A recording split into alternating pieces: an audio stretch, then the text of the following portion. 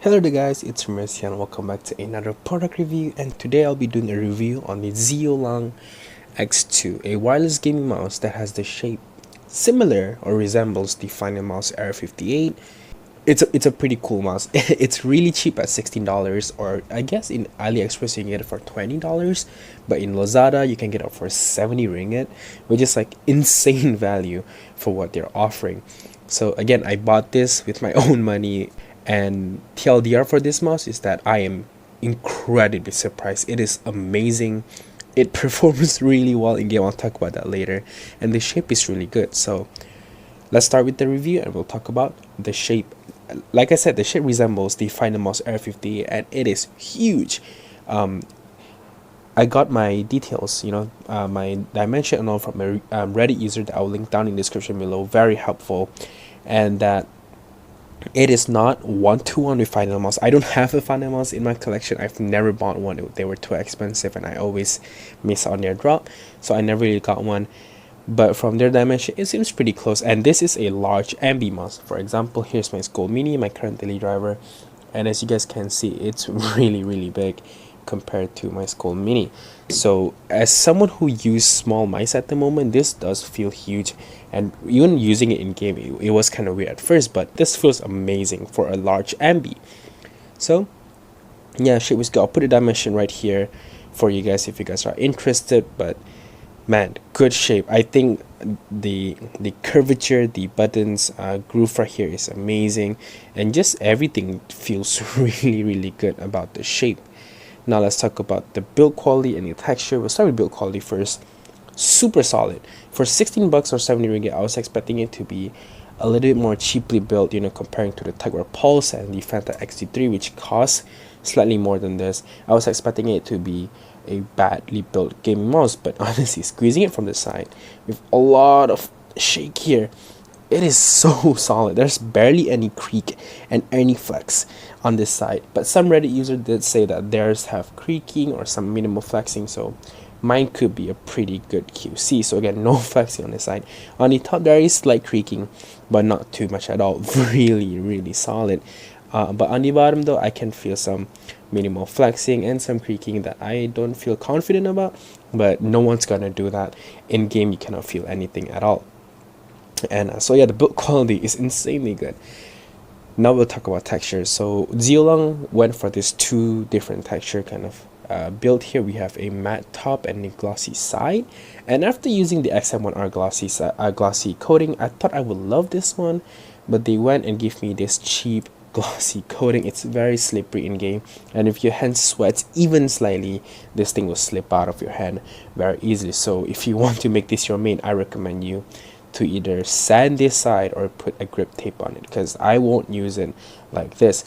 But the top texture, however, feels really good, very grippy. It looks really nice too, by the way. It doesn't take fingerprint that much, but it does take oil if your hand is pretty oily. But overall, the top texture is fine. Side texture is a bit of a bummer. Now let's talk about the buttons, and I'll just do this pretty quickly before I want to talk about the sensor. The buttons here, from the Reddit user, they said they're using Ziyou 10 million switches. So I haven't opened my Ziyou X2 up yet, but from what I've tried, it is slightly heavier than my normal switches, GM 4.0 and 8.0s, but they're not that bad. Once you've used it enough, it will slightly loosen up, and it's pretty easy to use now. Barely any pre-travel on the front, slight post-travel, but really nothing bad here. Really solid clicks. I'll do the sound test later on. Scroll wheel is really light, by the way. The steps isn't that pronounced, so it's not really that good to use. Middle click is pretty light, pretty nice, pretty snappy, so no complaint there as well.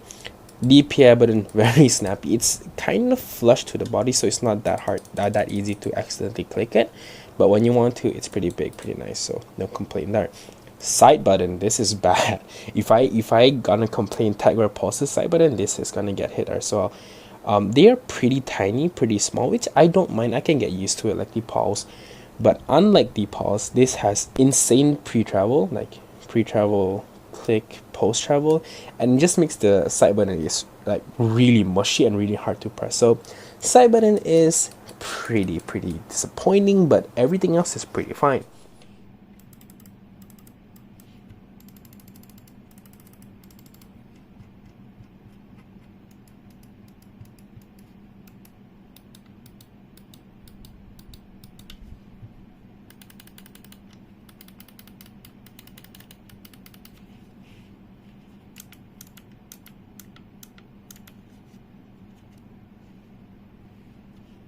Next, let's talk about the feet. They are using normal Teflon, so no pure virgin PTF or anything. And on my mouse pad, they glide okay, but I would change this ASAP. Feet, I hope there's something that can match, because I want to change this feet if this is my main. Now, the important part, the sensor. This is the 3325 sensor, so not the normal 3335 sensor that a lot of wireless gaming mouse using at the moment. So in game, in Valorant, in AimLab, no tracking issues, no skipping, and if I flick as fast as I can at 800 dpi or 400 dpi, it doesn't seem to have any issues with catching up to that. I feel like if you're buying this and you're afraid that the sensor won't perform well, don't be afraid. This is a really good sensor. I would say lift off distance is slightly too high for me, and there is noticeable DPI deviation, at least like 5 to 10%, because on my 800 DPI I got like 860 instead. So if that bothers you, just go to the software. I will link the software down in the description below. We'll talk about it later. Sensor performs really well. I'm really happy with the sensor. Now let's talk about the weight of this mouse. It is 80 grams actually, instead of the advertised 65, but apparently I think the 65 is the wide edition of this mouse. It's not that heavy though, but with all these holes, it's actually not that bad. I feel like it's still lighter than the Pulse and have a 700 milliamp hour battery. While we're talking about battery, let's go to the battery as well. The mouse lasts very long. I have the RGB on all the time. There we go. The RGB on all the time in this kind of like lighting mode. I don't remember what it's called, but I have it like this all the time on 500 hertz, and it performs really well, and it's been lasting me for a really long time now. And it charged using micro USB, so really not bad as well. Not Type C like the Pulse, but that's not really an issue for me if the battery lasts pretty long. And you can pretty much just extend the battery life even more if you turn off the RGB, which I think looks really clean. I feel like the fully matte black design here looks amazing. And wireless connectivity for the Ziyou X2 have been really excellent as well. No delay or anything. They use this, this dongle with no label on it, and you can just hide it under the mouse, but again, no label. So if you what okay, so if you mix this on anything else, you're gonna lose it, because there's really no label. It's not gonna come out now, but wireless connectivity has been pretty good. Now let's talk about the RGB, since I forgot to talk about that. Let's plug that bad boy in. That's a bit too loud, I'm sorry. So turning it on, and we have the start animation, and this is the RGB. It looks really nice actually, especially in person.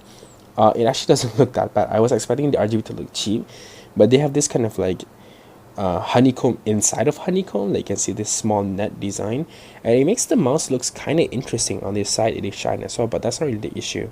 The top looks really good. If you put it on like a color cycling mode, it looks amazing. And yeah, I think that's basically it. The Ziyou X2 performs really well for me, and I feel like if this is my main, I'll probably just get rid of the battery and make it lighter weight at 65 grams maybe. I'll link all of the information I get from this video, the Reddit post, the software link, which is hard to get, in the description below, so you guys can check it out for even more if you want to. And regarding the software, there is software for the Ziyou X2, but to find it, I have to go through like a Amazon review. Someone actually put the link on the Amazon review, so thank you to the Amazon user. Now I have the software. I'll link down in the description below for you guys to download while using this mouse, because I feel like to make this mouse perform really good, you have to fix the DPI deviation issues and all. But aside from that, once you get that locked on and get that setting like perfectly fine, it works really well in game. Like I don't mind making this my main if I can get new feats and just change the switches, because like this Huyu 10M isn't really that impressive. I'll probably change it to like a 4.0 or 8.0, but this feed is the issue. But aside from that, Ziyou X2, $16, Finalmouse wireless clone, super good. I am super impressed with this mouse, and especially for the price. The Tecno Pulse is 150 ringgit, 160 ringgit, and then the Phantom XT3 is 200 at 70 ringgit. This is insane. Whatever money they actually put on this mouse, it's really good. This 3325 sensor performs really well in game.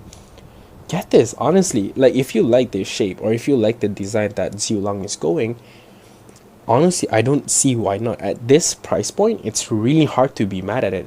If they sell this on the TechWare Pulse pricing or even Fantech pricing, I would be like crazy pricing for this mouse. But at this price point, insane. So hope you guys enjoyed this video, and any question you guys have regarding this game mouse, please leave them down in the comment section below, and I'll see you guys in the next one. Peace.